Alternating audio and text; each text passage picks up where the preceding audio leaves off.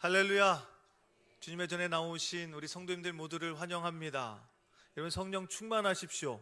성령 하나님의 놀라운 은총이 여러분들의 삶의 자리마다 놀라운 능력으로 역사되시기를 축원합니다.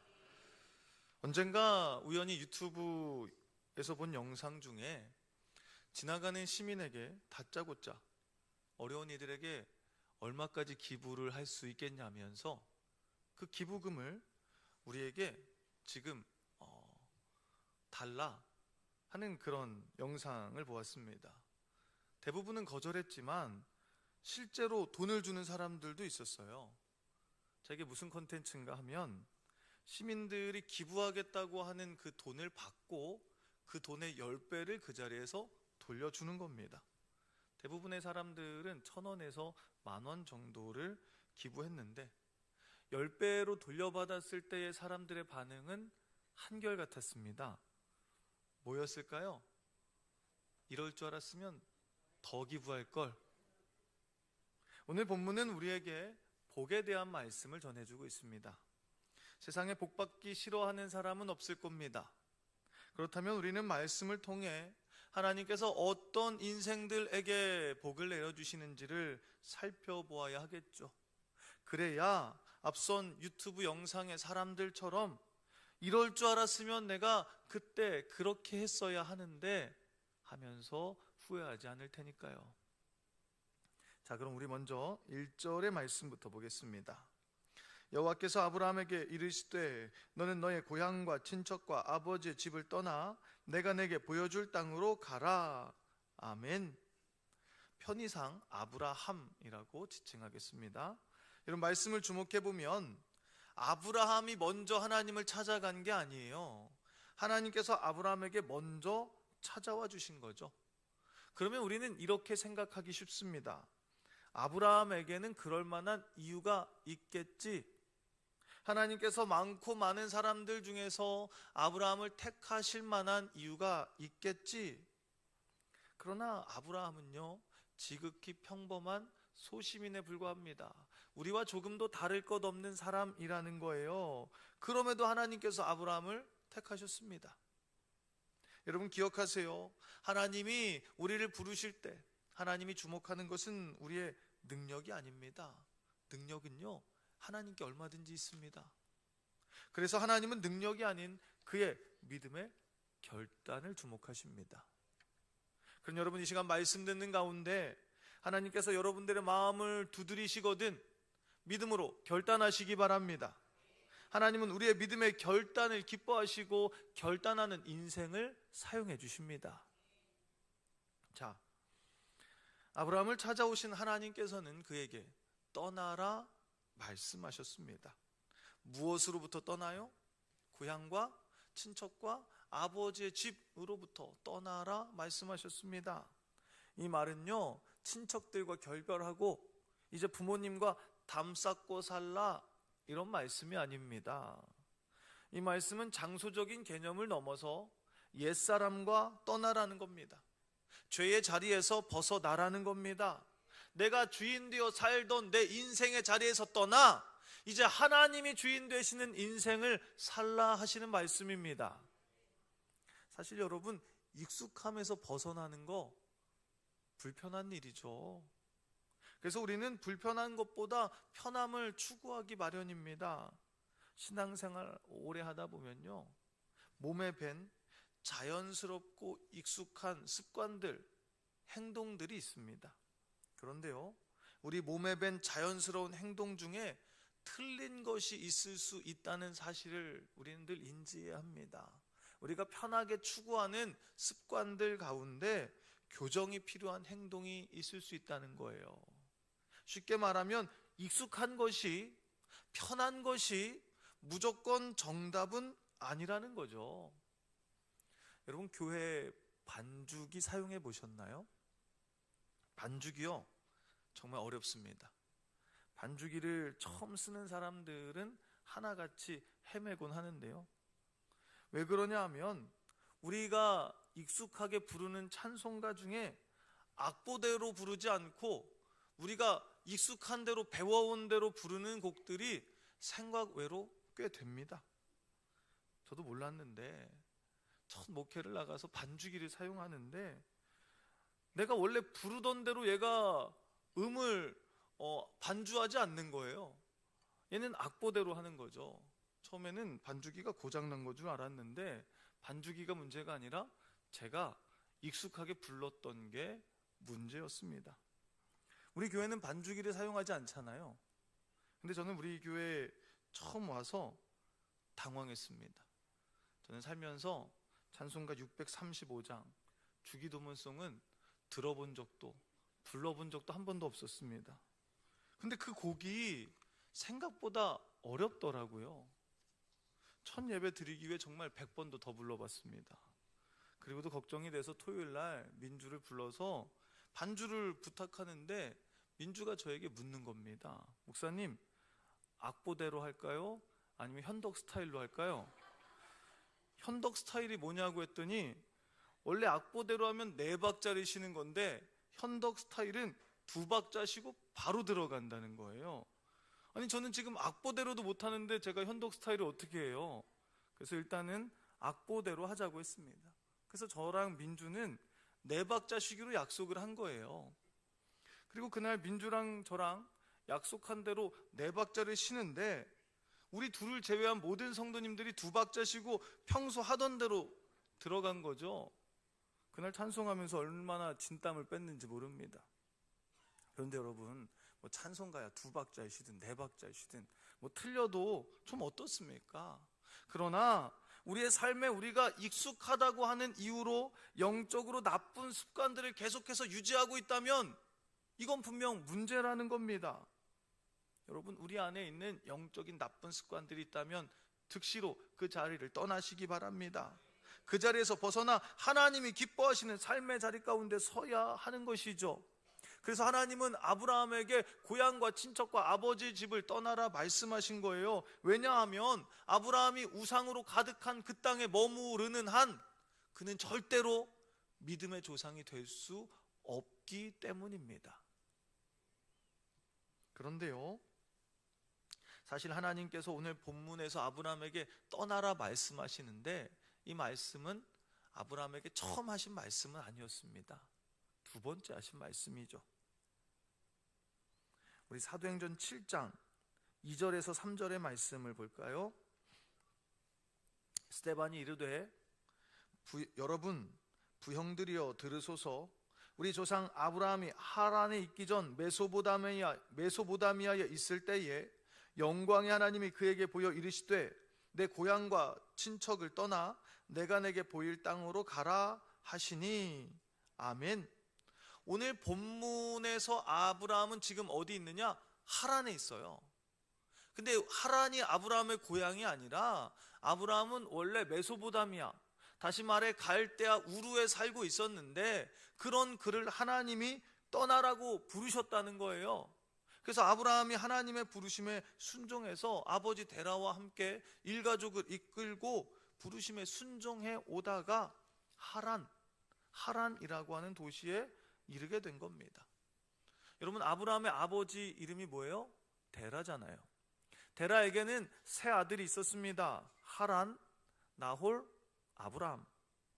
그런데 그 첫째 아들 하란은 먼저 세상을 떠났습니다. 이 하란의 아들이 누구냐면 롯이에요. 그래서 롯은 아버지가 없으니까 자기 삼촌 아브라함을 그렇게 따랐던 것이고, 아브라함 역시 자식이 없었잖아요. 조카 롯을 마치 자기 자식처럼 그렇게 챙기고 다녔던 겁니다. 자, 보세요. 데라의 세 아들 중에 먼저 세상을 떠난 아들이 누구라고요? 하란입니다. 그런데 지금 데라의 일가족이 메소보다미아를 떠나서 당도하게 된 도시가 어디예요? 하란입니다. 공교롭게 두 이름이 같은 거죠. 데라 입장에서는 괜히 먼저 떠난 아들이 생각났을 것이고 그 낯선 도시에서 왠지 모를 친근함을 느끼지 않았을까요? 제가 서울에서 사역할 적에 중계동으로 신방을 가는데 거기에 크고 웅장한 교회가 보였습니다. 근데 그 교회 이름이 상현교회인 거예요. 그걸 본 신방 전도사님이 제게 그럽니다. 목사님, 나중에 저 교회 담임 목사님으로 가시면 좋겠네요. 제가 그랬어요. 아쉽게도 저 교회는 장로교회라 저는 못 갑니다. 또 언젠가 수지에 가보니까 거기 상현동이라고 있더라고요. 괜히 동네가 더 좋아 보이는 거 있죠?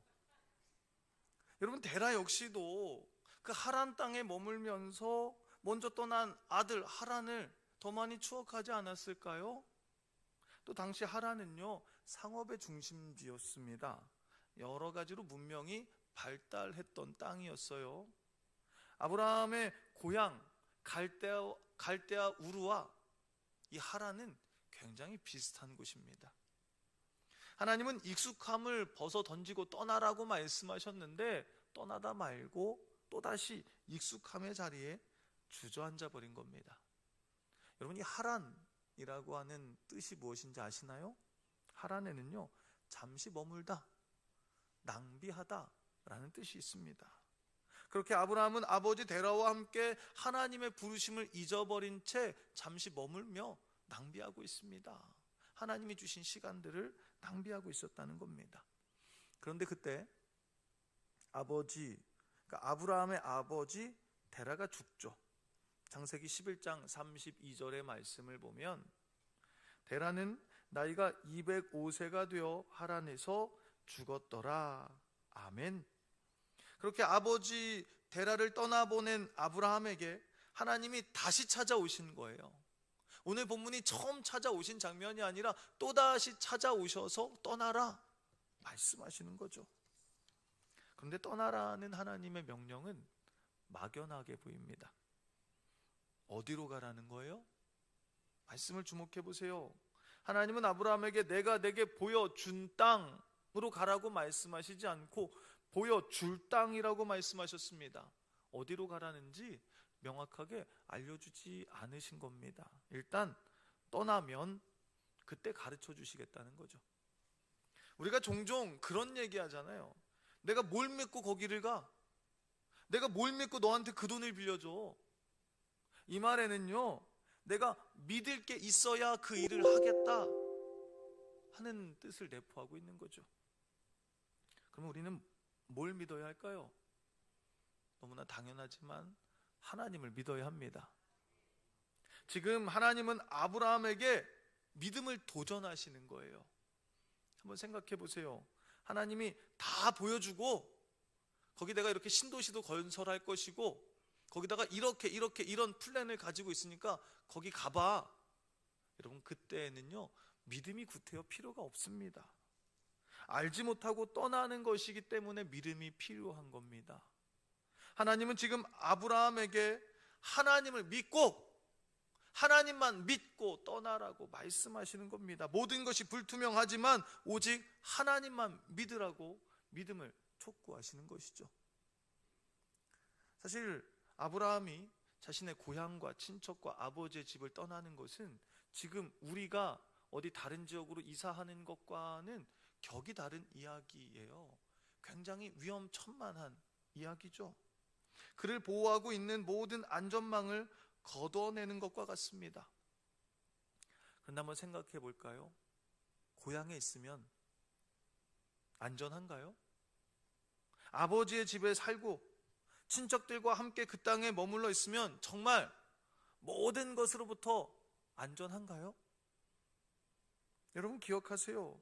내가 믿는 안전함의 울타리를 걷어내고 떠나는 순간 하나님께서 친히 우리의 울타리가 되어주십니다. 하나님께서 우리의 고향이 되어주시고 우리의 친척이 되어주시고 우리의 아버지의 집이 되어주십니다. 그렇게 믿음을 가지고 나아가는 우리의 걸음을 친히 지켜주시기 때문에 우리의 고향과 친척과 아버지의 집이 안전한 것이 아니라 가장 안전한 곳은 하나님의 품인 줄로 믿습니다. 하나님의 은혜 안에 거할 때 우리는 가장 안전하게 보호받게 되는 것을 믿으시기 바랍니다. 하나님께서 아브라함을 축복하시죠. 2절에서 3절 말씀 볼까요? 내가 너로 큰 민족을 이루고 내게 복을 주어 내 이름을 창대하게 하리니 너는 복이 될지라. 너를 축복하는 자에게는 내가 복을 내리고 너를 저주하는 자에게는 내가 저주하리니 땅의 모든 족속이 너로 말미암아 복을 얻을 것이라 하신지라. 아멘. 여러분, 복 받으면 좋죠. 그런데 그 복이 어떻게 아브라함의 삶에 흘러 들어오는 거죠? 그 복을 주시는 분은 누구신가요? 앞서서 우리가 찬송하면서 고백했던 것처럼 복의 근원 강림하사 찬송하게 하소서. 복의 근원이 누구세요? 하나님이십니다. 복 주시는 분은 하나님이시라는 거예요.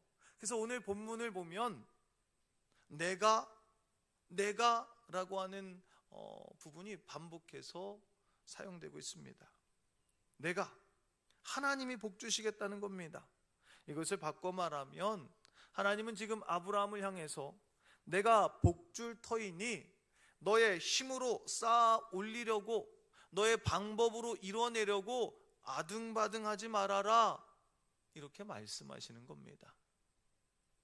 여러분, 왜 하나님께서 아브라함에게 그 말씀을 주시는 걸까요? 그동안 아브라함이 무언가 자기의 힘으로 이뤄내려고 아등바등 발버둥이라도 쳤던 걸까요? 하나님이 이 말씀을 주시는 데에는 두 가지 이유가 있습니다. 첫째 이유는 모든 인간은 누구나 자신의 힘으로 무언가를 이루려고 하는 욕심을 가지고 있기 때문입니다. 사람으로 태어나서 이 땅 가운데 내 이름 석자 좀 남겨봐야지 하는 욕심들이 있잖아요. 아브라함이라고 다르지 않다는 거예요. 그러니까 하나님은 아브라함을 향해서 내가 너에게 복 줄 터이니 너의 열심으로 아등바등하지 말고 그 열심을 가지고 나를 믿고 따라라, 이렇게 말씀하시는 겁니다. 두 번째 이유는요, 하나님께서 아브라함을 부르시기 전에 무슨 일이 있었죠? 여러분, 창세기 바로 앞장 11장에 가면요, 바벨탑 사건이 나옵니다. 인간들이 바벨탑을 왜 쌓으려고 했던 거죠? 복을 누리기 위해서 탑을 쌓은 거예요. 내 힘으로 안전하고 풍요롭고 잘 사는 세상을 만들기 위해서 발버둥을 쳤던 것이 바로 바벨탑입니다. 하나님은 바벨탑을 친히 흩어버리시면서 아브라함이 바벨탑을 쌓기 전에 그에게 말씀하시는 겁니다. 내가 너에게 복을 줄 터이니 너는 탑을 쌓지 말고 나만 믿고 따라라. 하나님께서 주권적으로 아브라함의 삶을 인도하시겠다는 것이죠. 따라오기만 하면 그의 삶에 복을 주시겠다고 하는 하나님의 약속입니다. 여러분, 기억하세요. 복은 내가 이뤄내는 게 아닙니다. 복은 하나님이 주시는 겁니다. 그러니 아등바등 몸부림치던 우리의 모든 열심들을 하나님 앞에 내어놓고 복의 근원 되시는 하나님만 의지하시기 바랍니다. 그때 우리가 쌓아 올린 우리의 바벨탑은 무너지고 그곳 가운데 높다란 주님의 십자가가 세워지게 될 줄로 믿습니다. 십자가를 통해 주님께서 우리를 구원해 주실 것이고, 십자가를 통해 하나님의 풍성한 복이 우리 인생 가운데 부어지게 될 줄로 믿습니다. 자, 하나님께서 아브라함에게 주신 복 중에 하나는 뭐예요? 3절에서 말하듯이 너를 축복하는 자에게는 내가 복을 내리고 너를 저주하는 자에게는 내가 저주하겠다 하는 것입니다. 이 말은 무슨 말인가 하면 하나님께서 아브라함과 하나님 당신을 동일시 여기시겠다는 거예요. 그러니까 아브라함을 축복하는 건 다시 말하면 하나님을 축복하는 것이기 때문에 내가 그를 축복하겠다. 아브라함을 저주하는 건 곧 하나님을 저주하는 것이기 때문에 내가 그를 저주하겠다 말씀하고 계시는 거죠. 여러분, 하나님께서 우리에게 주시는 복 중에 가장 큰 복은요, 하나님과의 친밀함의 복입니다. 야고보서 2장 32절 말씀을 보세요. 이에 성경에 이른바 아브라함이 하나님을 믿으니 이것을 의로 여기셨다는 말씀이 이루어졌고 그는 하나님의 벗이라 칭함을 받았나니. 아멘. 성경은 아브라함을 가리켜서 하나님의 벗이라고 말합니다. 그만큼 아브라함은 하나님이 주신 복 안에서 하나님과 친밀함의 교제를 누렸던 거예요. 하나님의 친구라니까요. 하나님의 벗. 우리 역대하 20장 7절 말씀도 볼까요? 하나님이시여, 전에 내가 이 땅 주민을 주의 백성 이스라엘 앞에서 쫓아내시고 그 땅을 주께서 사랑하시는 아브라함의 자손에게 영원히 주지 아니하셨나이까? 아멘. 아브라함을 수식하는 단어가 뭡니까? 주께서 사랑하시는 아브라함. 여러분, 얼마나 귀한 표현입니까? 주께서 사랑하시는 아브라함. 여러분의 이름 앞에 주께서 사랑하시는 이라는 수식어가 붙게 되기를 축원합니다. 아브라함의 인생을 보면요, 그는 완벽한 사람이 아니었잖아요. 인간적인 연약함으로 인해서 참 많이 넘어졌던 사람입니다. 그럼에도 하나님은 아브라함을 너무 사랑하셨습니다. 왜냐하면 하나님과 친밀함의 자리 가운데 선 사람이기 때문에. 오늘 하나님의 복을 사모하시기 바랍니다. 그 복을 누리기 위해 한 걸음 하나님께로 가까이 나아오시기 바랍니다. 그래서 하나님과 친밀함의 은혜의 복이 여러분의 인생 가운데 넘쳐나기를 축원합니다. 우리 4절 말씀을 볼까요? 이 아브라함이 여호와의 말씀을 따라갔고 롯도 그와 함께 갔으며 아브라함이 하란을 떠날 때에 75세였더라. 아멘. 이에 라는 단어에 여러분 주목해 보세요. 아브라함은 지체하지 않고 하나님의 말씀을 따라갑니다. 곧바로 순종하는 거죠. 아브라함은 연약했지만 하나님이 그를 귀히 사용하신 이유 중에 하나는 뭐예요? 순종의 자세, 순종의 태도가 늘 그의 삶에 자리하고 있었다는 겁니다. 지체하지 않고 순종하는 모습을 통해서 하나님이 그를 사용해 주신 거죠. 여러분, 우리가 가지고 있는 어떤 인간적인 결함, 수많은 우리의 결점들을 상쇄시킬 수 있는 열쇠가 하나 있습니다. 그것이 무엇인지 아십니까? 오늘 말씀을 보세요. 이해. 하나님의 말씀이 떨어지자마자 이해, 즉시로 순종하는 태도, 그것이 우리의 모든 연약함을 가리워가는 힘입니다. 여러분, 하나님께 즉시로 순종하시고 순종하는 여러분을 주님께서 귀하게 사용하시기를 축복합니다. 순종한 아브라함은 이제 하란 땅을 등지고 약속의 땅 가나안으로 나아가죠. 여러분, 하란에 무슨 뜻이 있다고 했어요? 낭비라는 뜻이 있다고 했죠. 오늘 여러분은 어디에 머물고 있습니까? 여러분이 머물고 있는 곳은 하란입니까? 아니면 가나안입니까? 혹시 요즘 여러분들의 시간이 낭비되고 있지는 않습니까? 하루하루를 헛되이 허송세월 흘려보내고 있지는 않으십니까? 우리는 지금 사순절을 살아가고 있습니다. 사순절기에 여러분의 인생 가운데 낭비되고 있는 것은 없는지 살펴보시기 바랍니다. 시간이 낭비되고 있지 않은지, 내 체력이 낭비되고 있지 않은지, 내 물질이 낭비되고 있지 않은지를 살펴봐야 합니다. 낭비되는 것이 보이면 그곳은 하란인 겁니다. 떠나야 한다는 것이죠. 그 자리에서 떠나 하나님께서 이끄시는 대로 나아가야 한다는 겁니다. 익숙하고 편한 삶의 패턴에서 벗어나야 한다는 것입니다. 이번 부흥회에서 강사 목사님이 이런 말씀을 하셨어요. 비행기가 같은 고도를 유지하기 위해서는 머리를 5도 든 채로 비행한다고. 그래야 추락하지 않고 계속해서 날아갈 수 있지, 만약 같은 수평을 유지하면서 비행하면 결국 추락한다고 말씀하셨죠. 아무것도 하지 않고 머물러 있기만 한다면 결국 우리는 영적으로 추락하는 인생이 된다는 것입니다. 여러분, 사순절을 거룩하게 살라는 것은요, 평소와 동일하게 살라는 이야기가 아닙니다. 주님의 십자가 사랑의 경건과 절제의 모습으로 동참하라는 거예요. 머리를 5도 들라는 겁니다. 그 중에 우리의 삶을 들여다보고 끊어야 할 것은 과감하게 끊어야 하는 겁니다. 멈추어야 할 것들이 보인다면 즉시로 멈춰야 하는 것이고, 낭비되는 것들이 있다면 즉시로 막아서서 그 자리를 떠나야 한다는 겁니다. 이번 사순절의 시간 멈춰서서 여러분 안에 낭비되고 있는 하란의 모든 것들을 떠나 약속의 땅 가나안으로 나아오시기를 축복합니다. 자, 우리 4절 말씀을 다시 주목해서 보기 원하는데, 여러분, 아브라함이 무엇을 따라갑니까?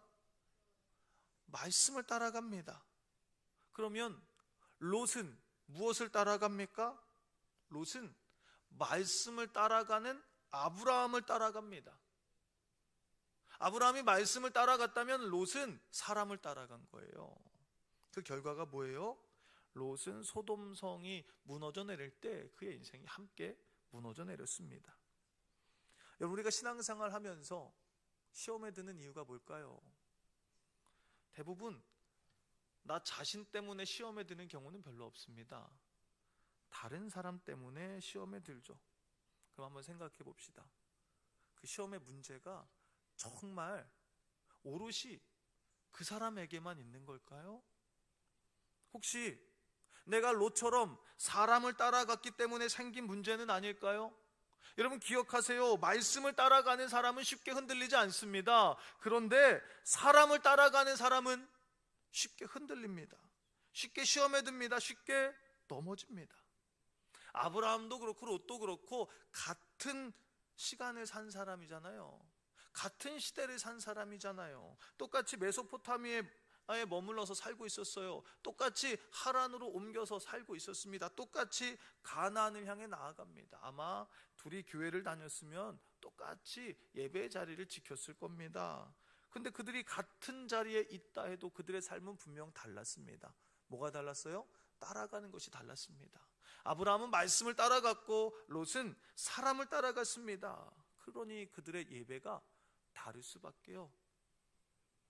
오늘 여러분은 무엇을 따라가고 계십니까?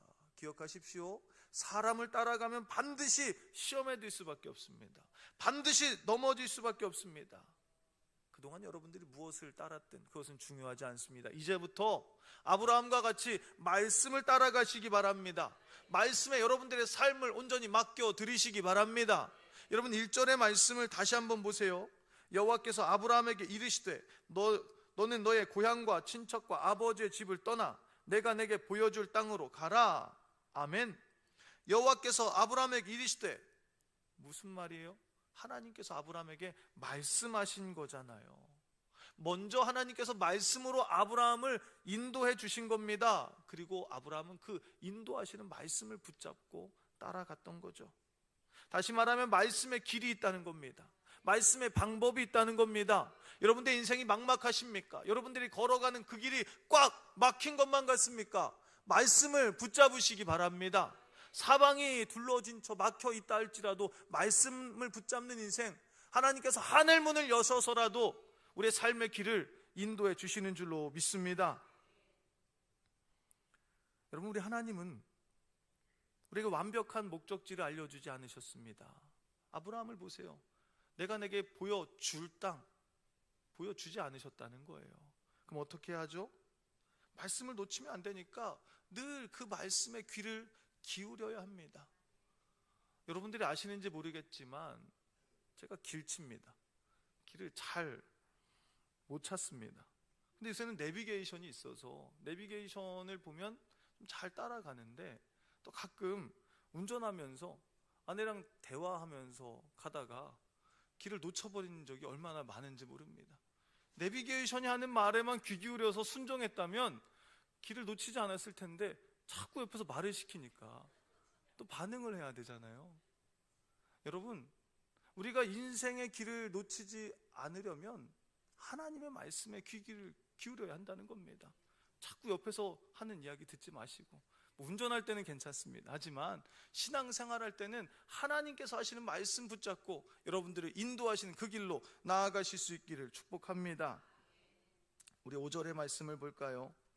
아브라함이 그의 아내 사레와 조카 롯과 하란에서 모은 모든 소유와 얻은 사람들을 이끌고 가나안 땅으로 가려고 떠나서 마침내 가나안 땅에 들어갔더라. 아멘. 여기서 우리가 주목해 볼 단어는 마침내입니다. 메소포타미아에서 부르신 하나님께서 그의 길고 긴 여정을 인도하셔서 마침내 약속의 땅 가나안에 당도하게 하시죠. 그렇습니다. 여러분, 말씀을 따라가는 여정에는 실패가 없습니다.